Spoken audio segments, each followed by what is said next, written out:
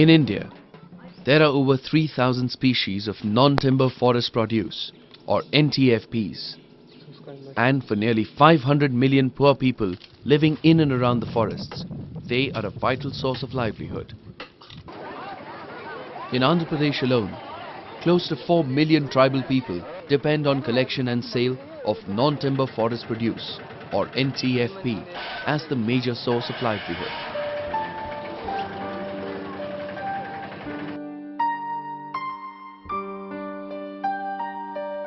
Visakhapatnam, one of the districts of the north coastal Andhra Pradesh, has 42.1% of its geographic area under forests, with coverage of around 4.74 lakh hectares. These forests in the agency division of the district are home to around 5.7 lakh scheduled tribe population belonging to Gondadora, Mannedora, Nukadora, Bagata and Valmiki tribes. The primary source of income for these people is from the collection and sale of NTFPs, among which Adda leaf is a significant one.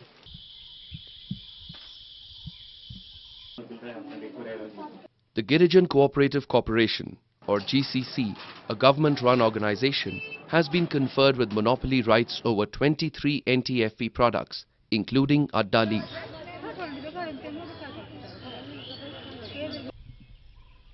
Bahunya Vaili, commonly known as Addaku, is available in the forests of Andhra Pradesh, in parts of the coastal and Telangana regions. The leaf is used to make leaf plates or cups, which are either hand-stitched or machine-stitched. The leaf is collected by the forest-dwelling tribal communities and is sold in local shandies to GCC's procurement staff or to the local traders. The leaf plates are made by poor women belonging to the backward community who live in the nearby plains. While most of the forest products were handled fairly well by GCC, the Adda leaf, on which the livelihoods of thousands of poor tribal members depend, is an exception. A rough estimate of the total potential of Adda leaf collected from Andhra Pradesh forests is around 13,000 tons. However, GCC procures only 10 to 20% of this quantity every year. According to GCC, the reason for not procuring the entire quantity was the need to invest huge amounts in a short period, and due to problems in transportation, handling, processing and storage. Centre for People's Forestry, or CPF, a Hyderabad-based NGO, took up a quick market survey and field investigation from November 2004 to February 2005 to understand the problems around Adda leaf-based livelihoods. The study came up with a lot of interesting facts.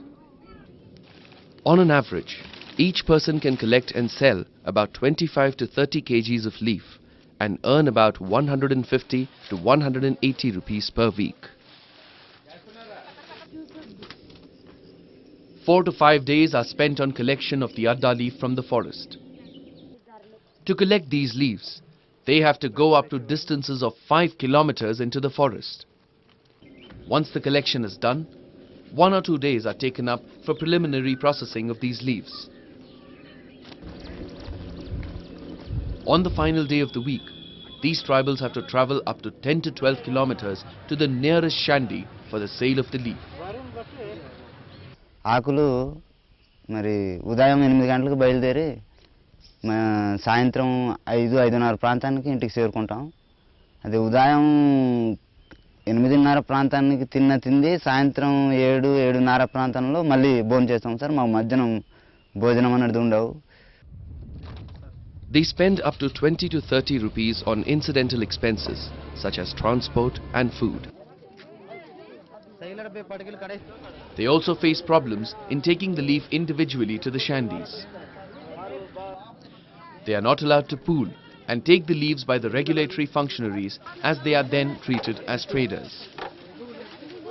Furthermore, if GCC does not buy the stock, they are compelled to sell it to the trader at the price offered by him, as they cannot bring it back all the way. The net income after a full week's drudgery is only 130 to 150 rupees per person per week. There is no chance of any additional income for these tribals, as the women of these areas do not stitch leaf plates themselves, as they did not have the skills nor the financial capacity to hold the stock and market it. The situation is no better in the adjacent plains for the plate-making women belonging to backward community. Each woman, if adequately skilled, can stitch 150 plates by hand or 300 by machine per day. Their net income is around 20 to 60 rupees per day, depending on the number and type of plates produced. These women stitch plates while attending to the household chores. The women procure the leaf required for the whole year, either individually or through self-help groups from the GCC, traders or the tribals themselves. They also face problems in respect of transport, as they need to depend on middlemen or intermediary traders in order to overcome the regulatory hurdles at checkposts of Forest Department and GCC.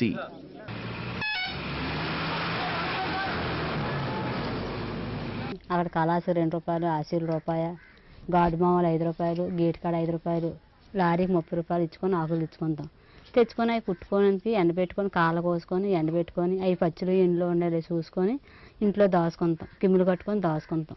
అది తర్వాత నుంచి అలా ఆకులు కొనుక్కున్నంతకాలం ఇంట్లో పెట్టుకుంటాం.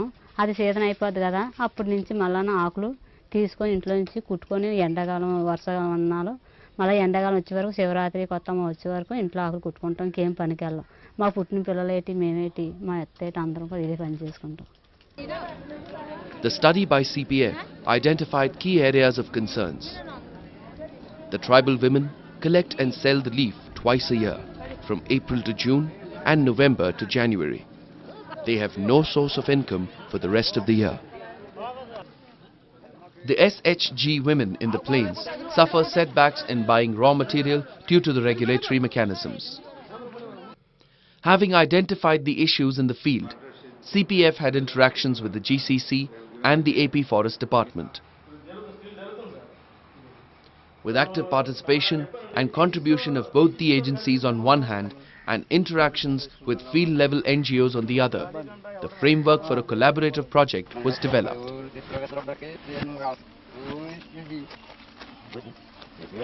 A series of meetings with all stakeholders was organized by CPF and the Regional Resource Centre, or RRC Coastal, along with other NGOs of the Visakhapatnam Forest Circle. These meetings were conducted individually and in mixed groups and were hosted at Gram Abhyudaya, a local NGO in Madugula.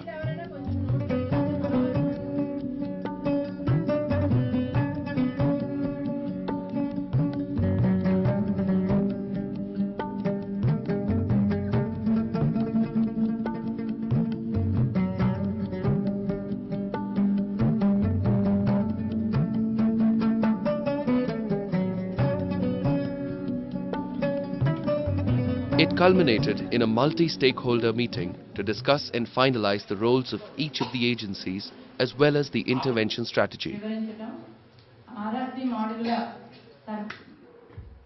The inputs provided by the Conservator of Forests and of the MD GCC were very constructive and have given a concrete shape to the intervention strategy and mode of collaboration.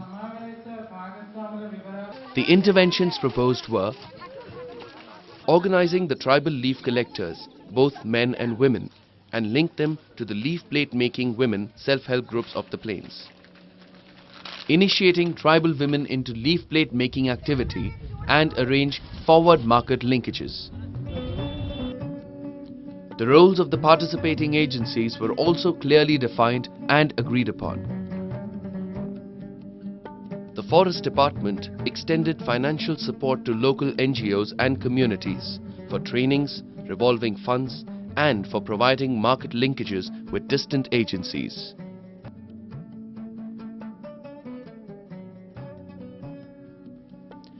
GCC provided transit permits to the leaf trader through this project. CPF took up overall coordination, market linkages with local traders, guidance and monitoring of local NGOs.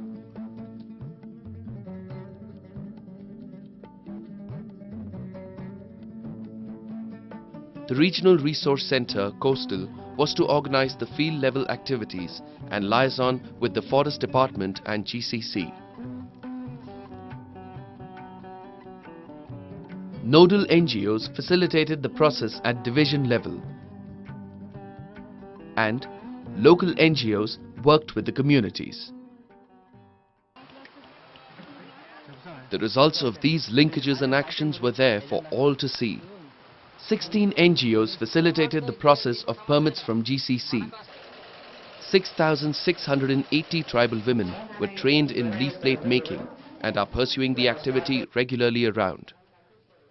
This process was facilitated in 314 VSSs by around 40 NGOs in 3 divisions of Visakhapatnam, Narsipatnam and Paderu of the Visakhapatnam Forest Circle. These women are collectively generating around 2 crore rupees per year by selling the plates to the local hotels, traders of Kottakota town and to Tirumala Tirupati Devasthanam. This contributes to the tune of 10 to 25% of additional amount to the household income. The specific example of Adda leaf provides scope to draw general conclusion with respect to NTFPs. It is possible to benefit the marginalized communities with the existing policy framework and service delivery structures by collaborative effort of all stakeholders and by suitably plugging the gaps. Consultations, common perspective, shared goals, proper communication, timely information dissemination and persuasion are the key ingredients of such an effort.